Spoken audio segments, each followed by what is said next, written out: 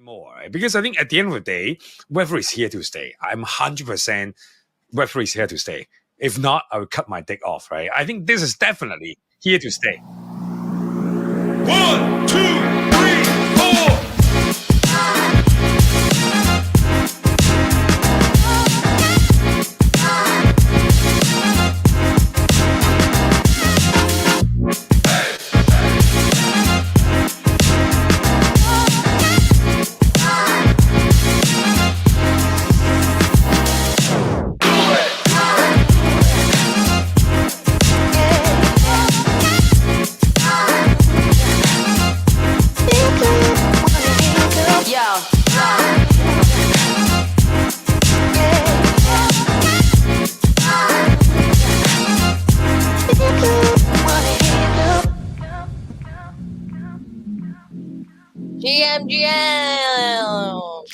GM. Welcome to the show. We're back from Paris, and if you're new to the show, here are the ABCs of this show: is Asia focused, builder friendly, and cool vibes only. It's great to be back in Hong Kong.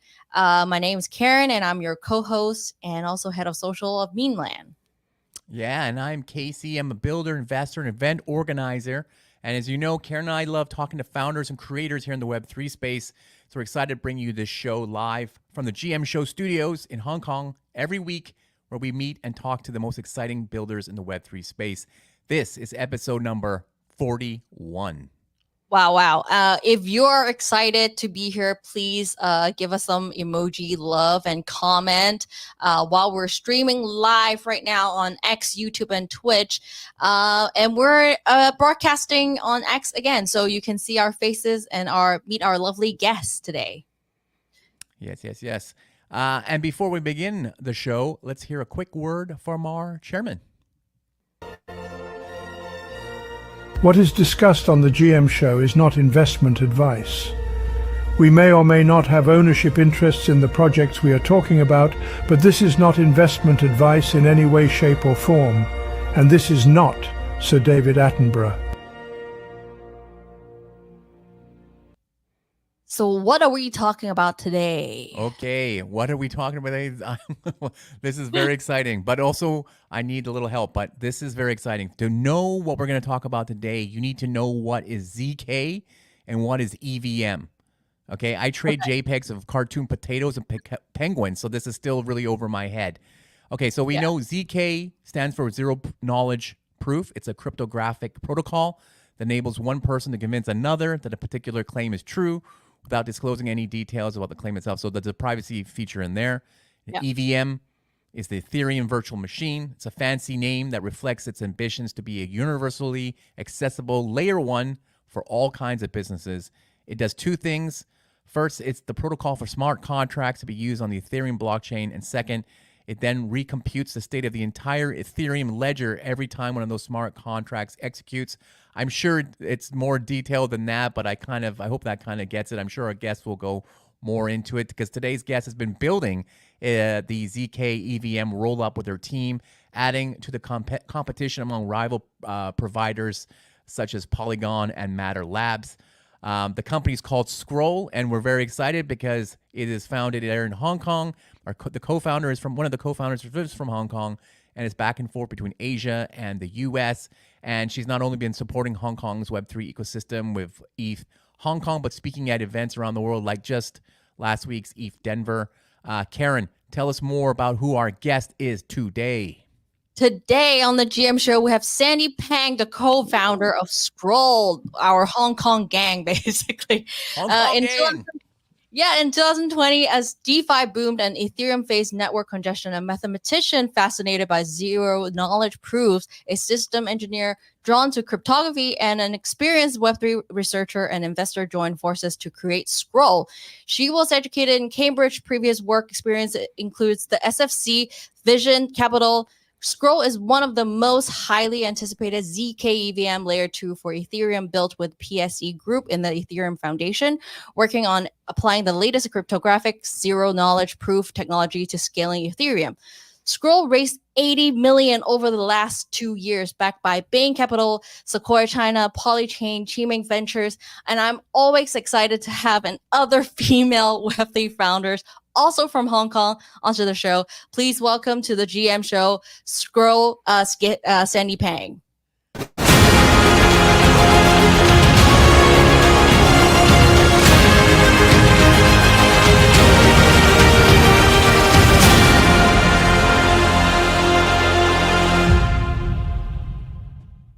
Hi, Sandy. Hey guys, thanks for having me.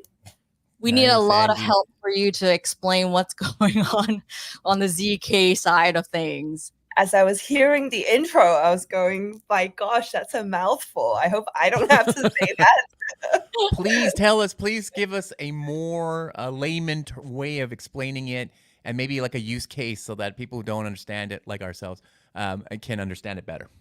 Yeah, of course. I think like ZK is a mathematical primitive. When it comes to being like a productized in the form of ZK EVM, it exists to make penguin and potatoes trading much cheaper and much more accessible. And you can maneuver it with the same Ethereum-esque experience, but you can trade it more frequently and the cost goes way down. So right now, Scroll is 10x cheaper than Ethereum, but I think within a few years we're going to be 1,000x cheaper. And so with the same level of security and then with the same level of decentralization as Ethereum, that's the main. What I just heard was low gas fees. Cheaper. That's what I heard. But That's what same matters. security standards. So Yeah. the lowest gas fee is always just going to be like a database, like an Excel or a Google Sheet. That's going to be the cheapest ledger because it's free. But the trade-off is always kind of like a security versus decentralization versus like cheap and efficient trade-off. So we're targeting the best kind of trade-off space that is scientifically feasible. And so we want to bring forth the most secure on-chain experience and with the most kind of decentralized setup and also add on to it with the best kind of scaling capabilities. Okay, great. Before we get into the interview, I know you have 2 co-founders, and I know a lot of startups, and having 1 co-founder is tough enough, but having 2 must be even tougher. What is one thing, 2 things that make the 3 of you guys work so well as a team? Yeah, that's a great question. I'm actually very grateful to have 2 co-founders. It makes it possible for you to take a day or 2 off once in a while.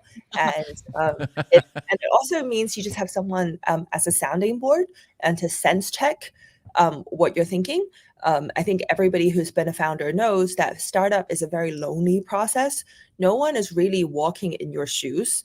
Apart from your co-founders and your core team. So we're very lucky to have a very close-knit core team and co-founders who are very kind of mission aligned. So I think we are the story of kind of 3 people who met on Ethereum research forums. We kind of met on the internet and we were collaborating together during COVID for almost a year and a half before we met in person. Wow. Yeah. That's great. That's amazing. So I think Hai Chen, my co-founder in the Bay Area, was kind of, just so he was a system engineer at Amazon Web Services, and yeah, was a researcher at NYU, and he's been working on ZK and also hardware research for many years before starting Scroll. So the 3 of us have very different domain expertise. Me, on the other hand, I've had some kind of investment, kind of venture experience, and as well as a very short stint as kind of an operator. And so these experiences kind of came together quite nicely, where everyone had a specific domain expertise, but everyone is very kind of value aligned in terms of wanting to scale Ethereum in the right way and build a global kind of consensus layer and And the goal is to, essentially the ZK EVM kind of acts like a Google App Store where anyone can come and build and just build whatever they want and also cater for the kind of audience they want. So I think the exciting thing about Scroll, now that we're on mainnet and doing ecosystem building, every day it feels like we're kind of in the process of helping other founders and in the process of kind of seeing lots and lots of kind of project grow, and that's very exciting, and that's very similar to venture again, where you have like a very wide spectrum of exposure and with projects at different stages with different missions and different like audiences that you're trying to cater to. So I think it kind of, my experience is kind of coming kind of a full kind of like full circle, where it's kind of like we're now looking at a wide range of projects again after like 2 or 3 years of heads down building the core product. Wow. Amazing. And your two co-founders are not in Hong Kong, right? One is in the States and one is in the UK, and you're in Hong Kong. So that's interesting that you're able to communicate and build a project together. Maybe how often do you guys see each other in real life? Does that help, or is it better? Is it just easier and faster doing it virtually? So I think we try to work together at least a few times per year, and the in-person time is very valuable in terms of getting a lot of contextual information and getting a lot of brainstorming and key decisions done. But most of the time, I think being apart means we can cover all 3 time zones. And as an organization, we run around the clock, and security is maintained around the clock, and we can build and have FaceTime with builders around the world. And I think that's a very special experience. Yeah, you guys are strategically placed in different time zones to cover the shift, basically. 24/7. Yeah, that's great. Support, yeah. Okay, let's get into the interview, Sandy. We asked the same 20 questions to each week's guest to get some insight into their day-to-day life, what inspires them, and what lessons can they pass on to the next generation building in Web3. Karen, what's the first question? Yes, let's do the warm up. What's the one app you have on your home screen that not many people do? And I'm expecting something, I don't know, different from you. Different from me. So I think one app that I have is L2 Beats. It's not quite an app, but it's a ranking website for L2s. And it ranks L2s based on various different metrics. I gotta look this up. It's going to be something different. I gotta look this up. It's called L2 what? Apps? Beat. L2 Beat. Oh, you know that already. Yeah. You have it too. No, I don't have it on my home screen, but like this is for her is like more of like a hardcore. You check the score. Got it. Amazing. Okay. Yeah, definitely never heard that one before. That's amazing. You win for most original one we've heard so far. Thank you. I have another one that I have open. It's called EAS, Ethereum Attestation Services, and I have it open because we're building something using it. It's an open source tool for attesting for certain behavior or character traits on chain. Okay. How about one app that's not Web3? One app that is not Web3. So one app that I would hate to admit using a lot, unfortunately. That's what we want to hear. is TikTok. I actually use TikTok a lot for shopping. Nice. For shopping. Interesting. Yeah. We love to know the guilty pleasures. Yeah, we love it. It's my replacement of shopping experience. So like what TikTok offers is that as you're scrolling down the screen, it kind of offers the same kind of experience where you might discover various things serendipitously, and obviously the algorithms pushing certain things to you, and but that actually helps me save time in terms of like actual kind of saves me time from actually going shopping. Interesting. Very interesting. And we know you have a VPN on your phone then, right? Because it doesn't work in Hong Kong. We only use it when you're in the States. Yeah, well, I mean, I have multiple carriers for testing various products. I'm sure. Okay, cool. That's awesome. Good to know. Those are great answers. All right, number 2, what is the book you've given as a gift the most and why? Okay, so 2 books I've been given the most. One is called The Creative Act.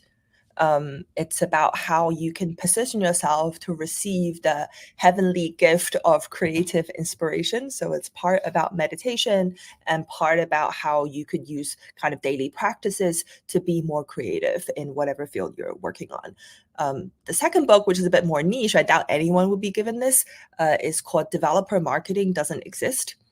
It's very specific to the work that I do, which is developer focused marketing. Nice. Okay, so the next question is, what is something that has greatly influenced your life? It could be a book that you just mentioned, a person, a movie. Yeah. I think there are probably many things that influence me, but if I have to pick a movie, I guess this is quite a cliche one. The Godfather. Mm. I'm mean the guessing that's a popular one for founders. Yeah. Wait, Casey, you're on mute. Damn, I keep doing that. How does that influence your life? That's what I want to know. Oh, I think it's just a book. It's kind of a movie that teaches you a lot about organizations, about business, about human relationships, and strategic thinking. Okay. All right. Wow. Okay. That's amazing. That is very. I'm definitely not doing any business with Slow unless I'm 100% legit. She's doing it in the Godfather style. I'm kind of I scared. know. I'm waking up and if I don't have the right Ethereum transfer, I'm gonna have a horse head in my bed there in the middle of the night. Yeah, no, Okay. like yeah, you think of all the L2s as rivaling gangs. That's Okay. Okay. That's super interesting answer. Wow. Love it. Love it. Nice. Okay. Next question. Besides your smartphone, what is the one gadget or product in your life that makes it better? I think I bought a bunch of products that helps with sleep a few years ago, and Okay. in aggregate, I think that they've added to enhanced life experience. It's kind of like blue lighting and glasses that blocks blue lights, and also kind of cold like mattresses that adjust to your body temperature as you sleep. Do you Awesome. remember any specific of the product? Can you get it on Amazon or is it only on TikTok? I think they're all Amazon. They're pretty standard products. Okay. Yeah. Okay. Okay, let's get into the personal stuff. What was an early job you had that you learned an important lesson from? So earlier in my career, this is quite unusual, I believe, for founders in Web3, is that I spent a few years in public services. I spent a year volunteering in UNHCR, so the UN Refugee Agency, and also spent 2 or 3 years at the SFC, the Security and Futures Commission. Mainly kind of working for the public sector has taught me to kind of think about things from the perspective of the organization as a whole. So SFC, for example, exists with the principle of protecting retail investors. And once you understand how that principle is kind of thought about in theory and philosophy and how it's like administered, then that thesis can be applied to new emergent fintech things as they come up. And I think that experience has informed me a lot on how I should think about Web3 and how I think about Web3 compliance. And I think there's a lot of valuable lessons there. Great. Okay. Great. Okay. So I know you travel around a lot, but what does a normal day look like for you? What's your daily routine? Like what time do you get up? What do you accomplish before lunch? And then maybe what time do you start to slow down and unwind and go to sleep? I often wake up and try to get a little bit of exercise in. And then I tend to kind of plot more solitary work in the morning so that I can do my writing and a lot of my planning tasks in the morning. In the afternoon and evening, it's typically packed with meetings and calls. And then what time do you stop working? So it's hard to say. I think I try to stop around 11 every night and just trying to start to wind down, sometimes earlier. So it's you're really deep in the startup world. You get up early, go to bed late, that kind of thing. And is it hard to balance it? Because okay, so I mean, it's exciting that you have almost a 24-hour coverage of working time, but is it hard to overlap time with the other two co-founders? You guys have to plot that exactly time that you have to all be awake and able to do a call? Yeah, we do have to map and stay quite consistent in our sync times. And and it just requires, luckily, my co-founders are very young and they work longer hours than me. So we can always find a time that works. Okay. Okay, good to know. Great. Okay. So the next question is, what is an unusual habit that you have? Unusual habits. I don't know if I have anything that's that unusual. I try to visit art museums whenever I go to a new city, and I'm a very adventurous eater. Maybe we should change that question because nobody knows it's unusual, right? Only we might judge somebody as it being unusual, but those seem like habits that you have. So that's interesting. Yeah. Okay, so how about this one then? What new belief, behavior, or habit that you've done recently has most improved your life? Could be exercise, or could be like reading, or could be just even going to galleries whenever you travel. Open your mind. Like, what do you do that maybe improves the way you live your life? I think I started weightlifting just when I was starting Scroll, and I think that has really improved my life. It's very energizing, and it just kind of gets me in a better mental state. Okay. Nice. That's the second female we've had on the show that lifts weights. That's amazing. Yeah. Karen, you're next. You got to get into it now. No, I did some weight lifts before, and I totally understand. Like, it really pumps you up. Like, so if you're not into cardio, maybe that's something you can consider. Okay. The next question is, when you feel overwhelmed, what do you do and how do you relax? Is it the weightlifting? Weightlifting helps. I go for long walks and long swims, and I try to meditate, and I try to make sure I get 8 hours of sleep whenever I feel stressed. Okay. Nice. Good. 8 hours of sleep is a luxury. It's a very luxury. Yeah. Do you do that? Do you have a weekend? Do you like leave your weekend open, or are you still working on the weekend? I try to have weekends off. It's very easy to burn out as a founder, and I think this is a long grind and not a short sprint. And if you have to work on weekends, you're probably either not delegating or not prioritizing properly, or you're not thinking long term enough. I think for any startup that's 3 years in, there should be sufficient infrastructure for founders to take a few days off here and then. Yeah. Okay. Good answer. Totally agree. My question is next. Number 10. What is one failure you've experienced in your life, and how did you overcome it? Doesn't have to be professional, could be personal, could be anything, but something that you overcame.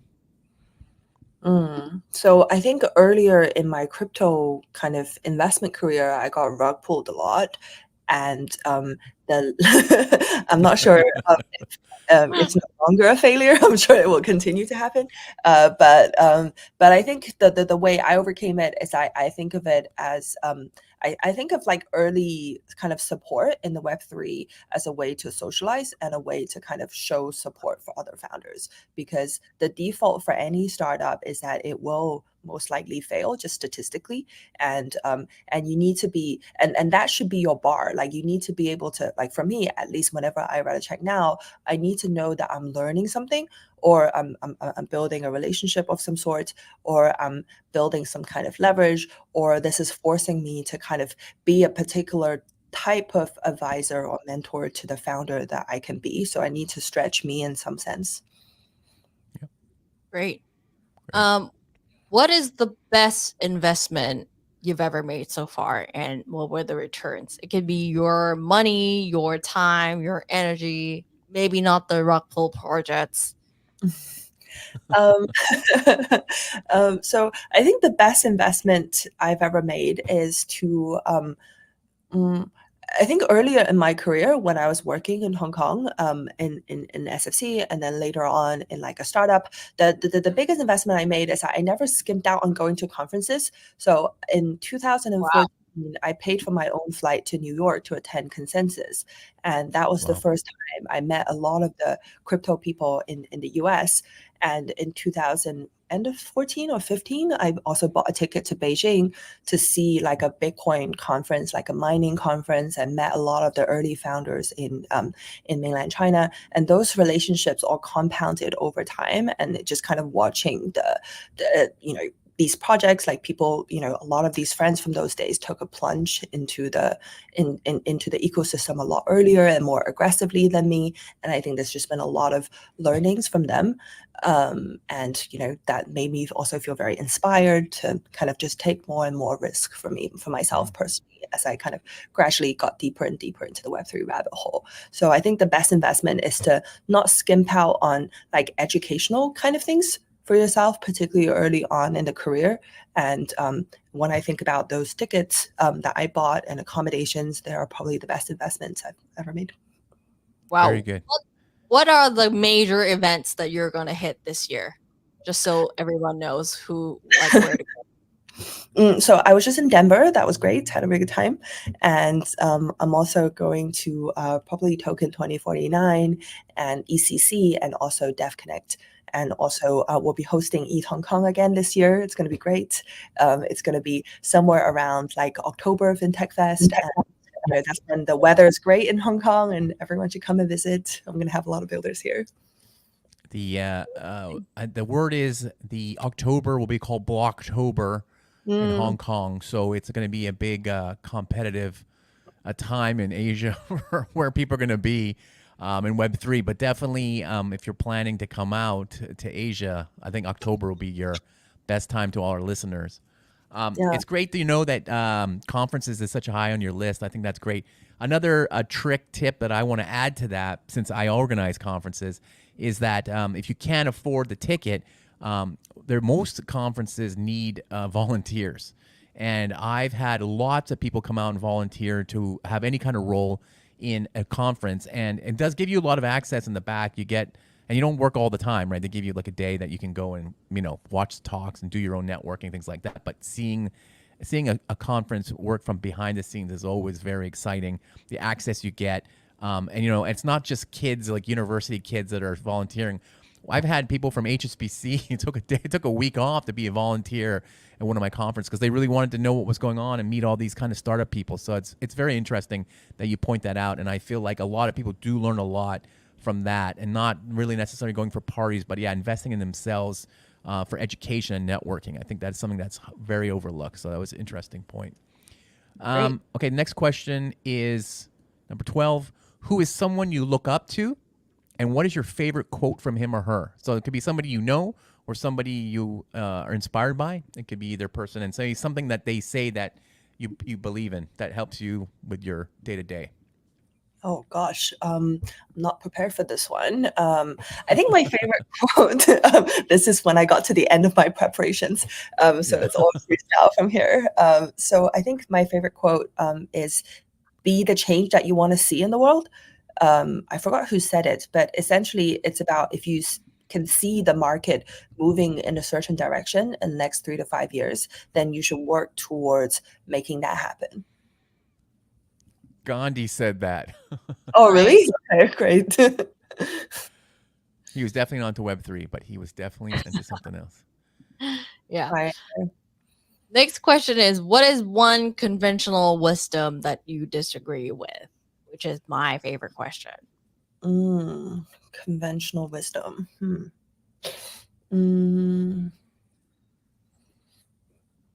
Yeah, I can't think of any on the spot. Can we come back to this one? There's a lot of Chinese proverbs and stuff you probably don't agree with over time.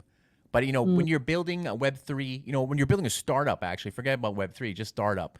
A lot of people tell you it's tough, you're going to fail, things like that. And then when you're hiring team, when you're hiring people, and you're raising money, you probably heard a lot of things from potential investors that maybe you're like, that doesn't make sense. I don't think it's. I don't really agree with that. Or maybe just from when you're growing up, as well, hearing from family members, some wisdom that you're like, I like some other founders talked about working hard doesn't mean success. So I think like it doesn't equal to the outcome. So I don't know, maybe something that inspire you. Yeah, I mean, I think working hard is kind of essential. At least, like, I'm not smart enough to say like I've seen anyone who doesn't work hard and gets to where they want to be.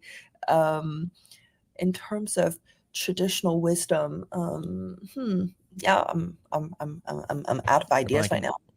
All right, Blanking that's on okay. this one. Sorry. We'll go to the next one. Number 14. What is one piece of advice you would give to a first-time founder, knowing what you know now? Knowing what I know now, I would say find a co-founder and also be very clear on the vision. I think most first-time founders are very fuzzy about they might have a product idea or they might have a kind of intuition about where the gap in the market is, but most of these are like not really well articulated until like a bit later on in the startup experience. So I think having like kind of the ability to kind of map out the product or mark out the market gap and positioning and also the branding, a lot of this stuff, I definitely wish we had clearer kind of planning on some aspects of the journey. Okay, great. Right. As you're building in this, industry, in this journey, what's like the worst piece of advice you've ever received? Maybe from people from the same industry or people outside the industry? I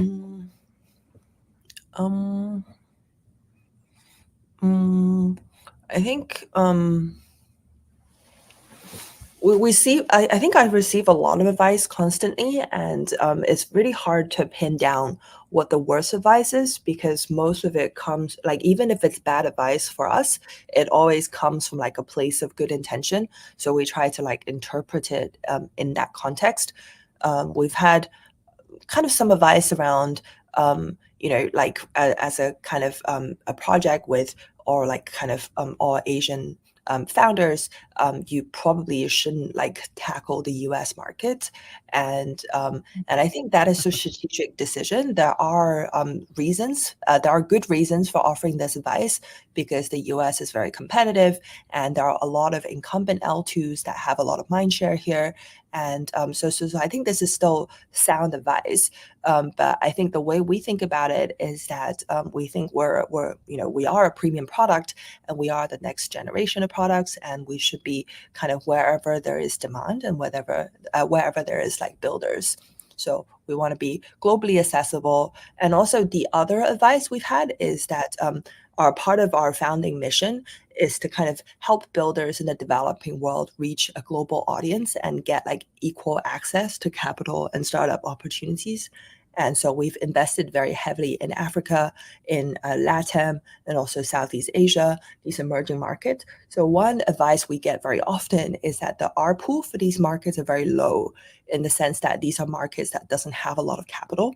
So we get that advice constantly. And I think it's very good advice and it's statistically true. So per user kind of capital deployment ability within these markets is very, very low. But I think that these kind of restraints creates a situation where entrepreneurs need to be even more resourceful, and whoever cracks those opportunities will be will be rewarded in an oversized kind of return sense.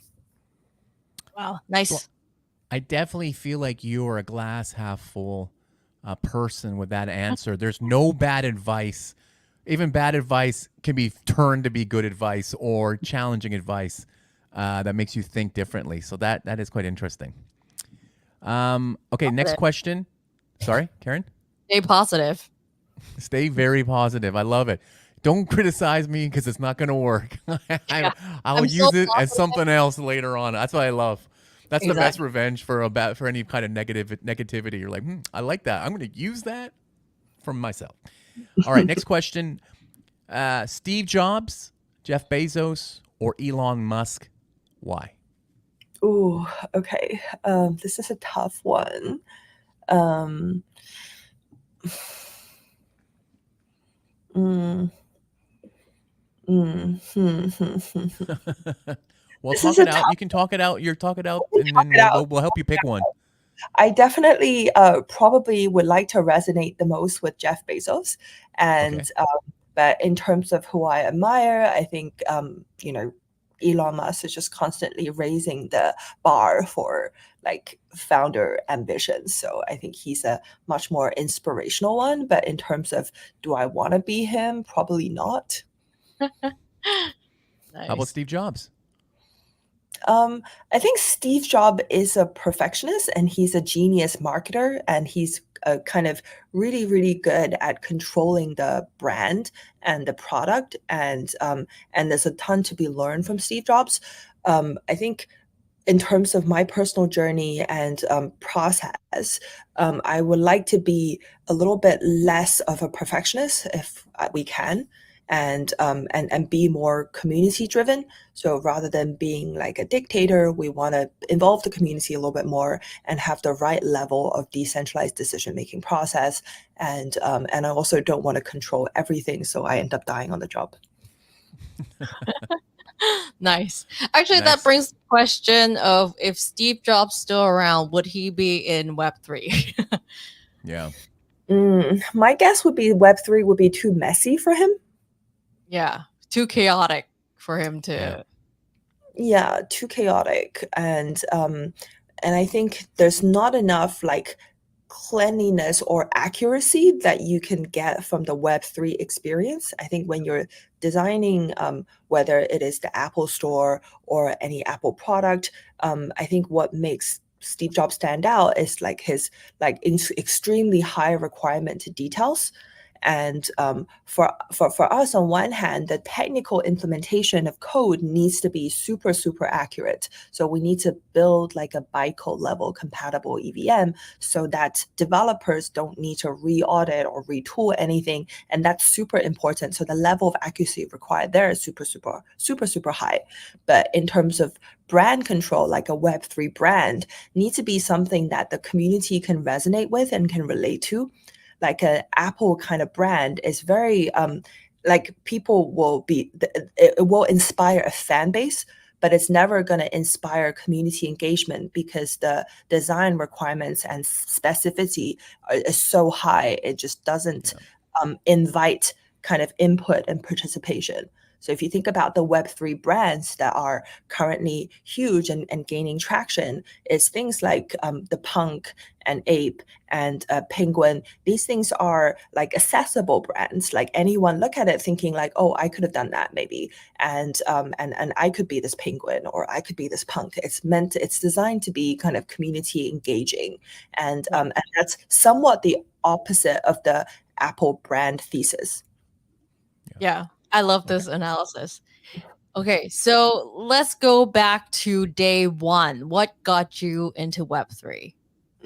Yeah. So I think this is a common story about how a lot of people got into Web3. So partially, I think I read about it as a part of work at the SFC, and then also read some magazines about it.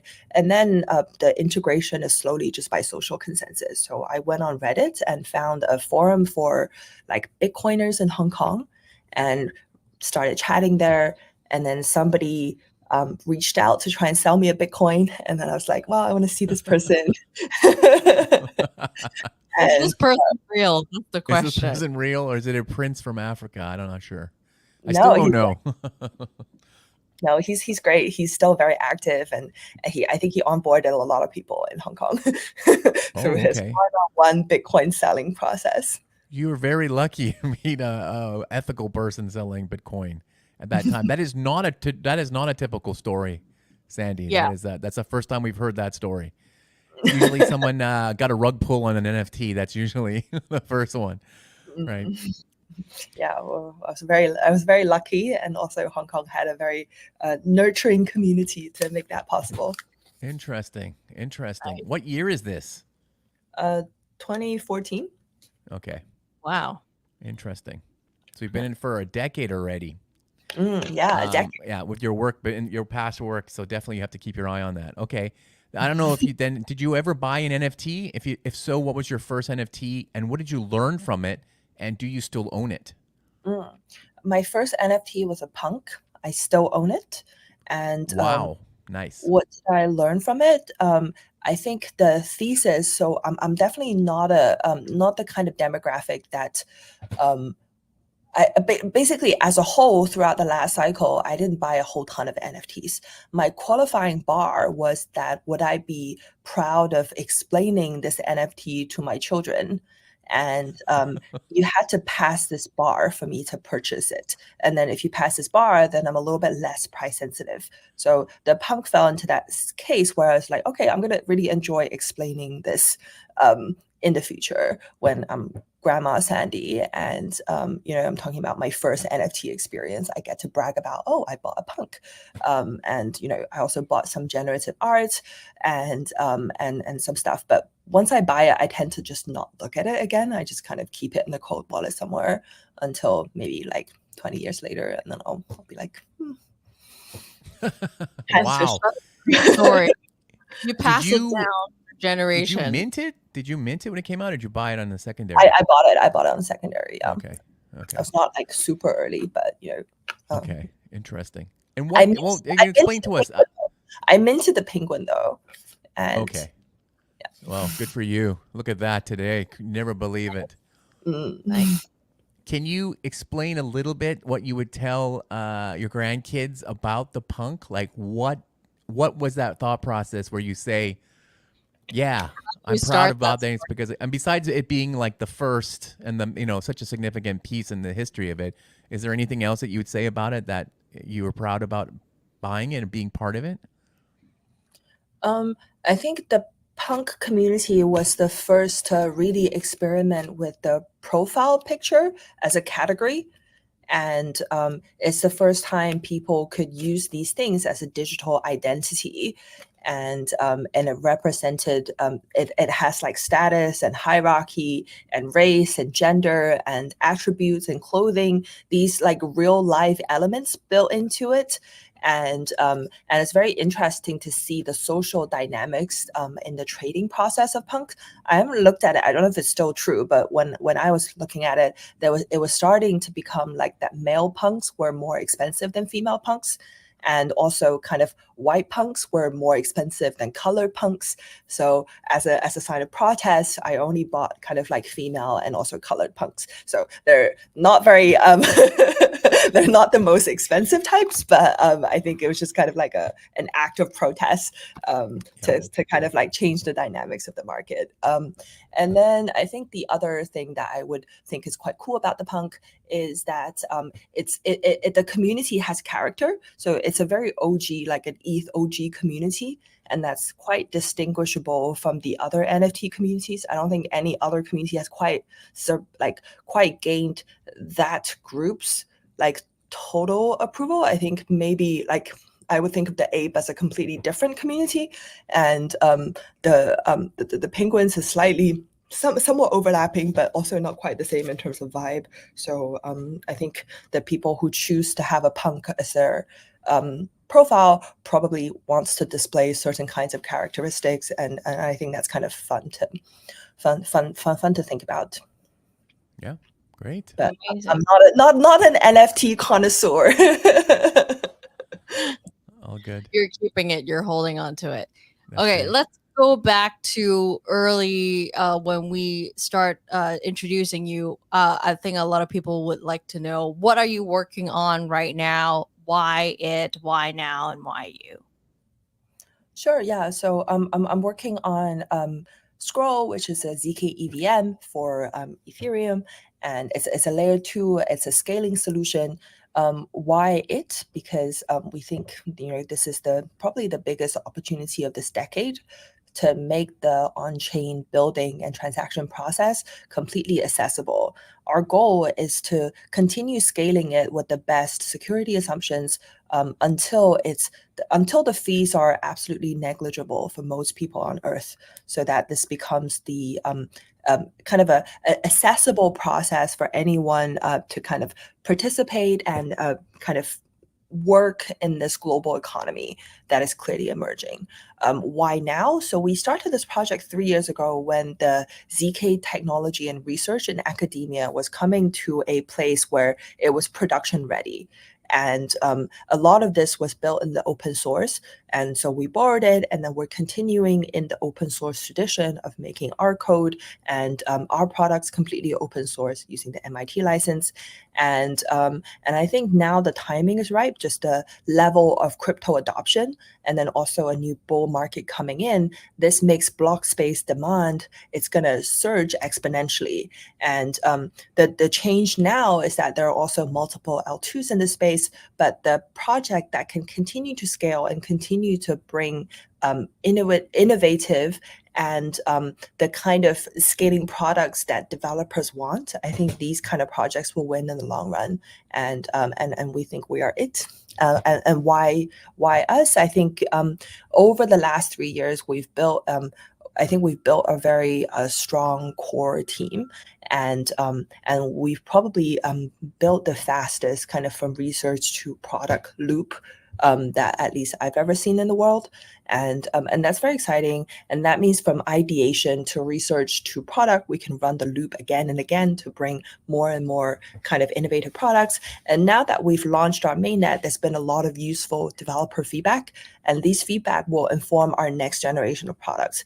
And so the goal is to continue innovating and continue to execute based on kind of consumer and also developer demand. And a few demands that we're hearing constantly, and particularly from like first-time NFT holders, is that the user experience of wallet setup is very, very complicated and also not very user-friendly. And also the process of kind of paying gas and also kind of transacting with gas is sometimes prohibitive. And so we want to solve these problems going forward, both the last mile user experience problem as well as the on-chain transaction friction problems. Great. That's great. Before I get to the last question, I wanted to ask you a little bit about your thoughts on Hong Kong. You are being a partner or sponsor of the ETH Hong Kongs, and that happened last year. What do you think about Hong Kong as a Web3 hub? Do you think, because you must have seen a lot of projects during ETH Hong Kong, and you know the community, how it's building there over the last how many years, 10 years. How do you see Hong Kong in terms of or Asia in general as a hub for going forward? As you know, because you're working in the States sometimes, you're sometimes in Europe. You see all from angles.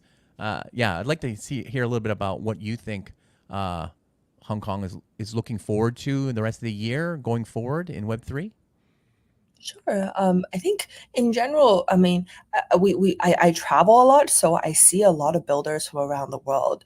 The thing that I'm very excited about Asia and Asian builders in general is that a lot of Asian builders have had experience kind of building consumer-facing products.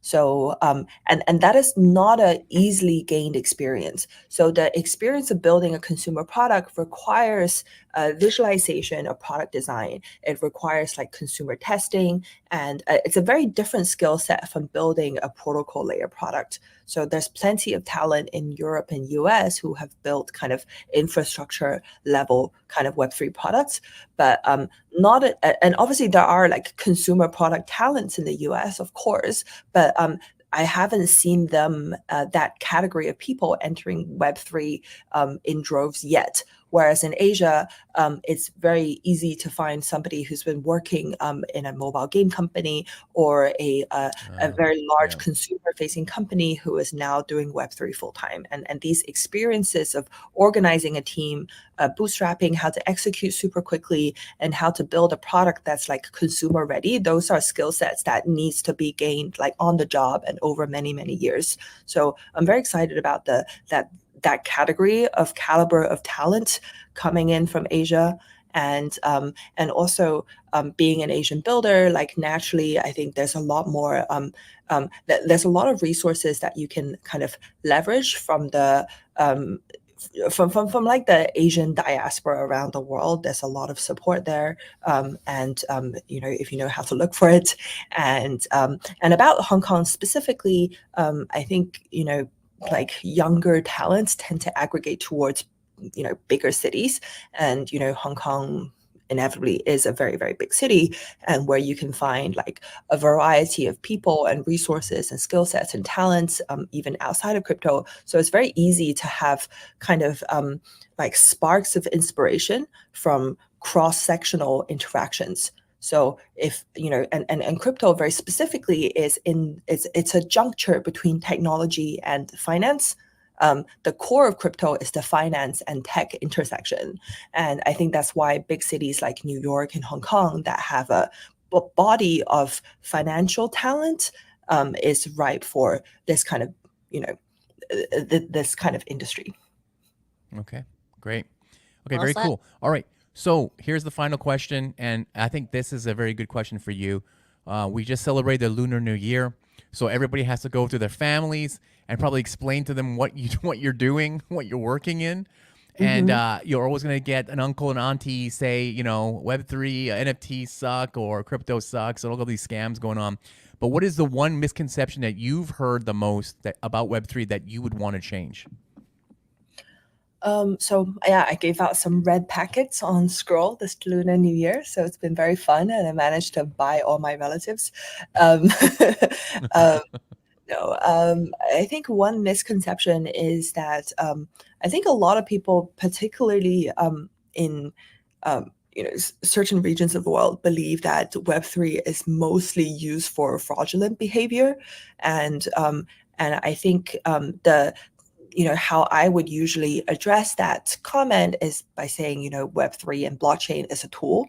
And just like the telephone and just like email, it could be used for fraudulent activities, and it could also be used for good. So the tool itself is neutral. It depends on who is using it and the intent of which they're using it. And regardless of what your intent is, it's important to be aware of these technology shifts and just stay on top of it, because it's just like the phone and just like email, it's coming. Yeah, right. Exactly. Good answer. Totally agree. Okay. Thank you so much, Sandy. That wraps up the questions for today on the GM Show. You can find Sandy on X at SandyZKP or scroll_ZKP for more on what she's building. When will we see you back in Hong Kong? Anytime soon? Will you be back in March? Yeah, I'll be back in March. Okay, great. Great. We'll have the Hong Kong gang again. If you love this show, don't forget to follow us, GM Show Official, Memeland, and Stakeland, and our co-hosts and guests. We'll see you again next week.